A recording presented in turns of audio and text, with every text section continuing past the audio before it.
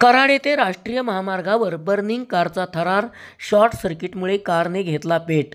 आगीत कार पूर्णपणे जळून खाक. डीपी जैन कंपनीच्या मिक्सर गाडीने आग विझवण्याचा प्रयत्न. पुणे बेंगलोर राष्ट्रीय महामार्गावर कोल्हापूर ते सातारा लेनवर कराड येथील धनी हॉटेलसमोर फॅमिलीसह जात असणाऱ्या मारुती कारने अचानक पेट घेतला. कार अचानक पेटल्यानंतर कारमधील सर्वजण तात्काळ बाहेर आल्याने अनर्थ टळला. सदर कार युवराज पाटील पाटण यांची असून 5:30च्या सुमारास महामार्गावर गाडीने पेट घेतला. दरम्यान गाडी पेटल्यानंतर डीपी जैन कंपनीच्या मिक्सर गाडीने आग विझवण्याचा प्रयत्न केला, मात्र आग आटोक्यात न आल्याने अग्निशामक बंब बोलावून घेण्यात आला. यावेळी डीपी जैन कंपनीचे पीआरओ ऑफिसर दस्तगीर आगा, संभाजी गुटुगडे, दिलीप कुमार, निलेश, अनिल कांबळे, राकेश सर, अभिषेक संभाजी लाके, निलेश औंधकर, शंकर लाके, गणेश खोत व सर्व ग्रामस्थांनी सहकार्य केले.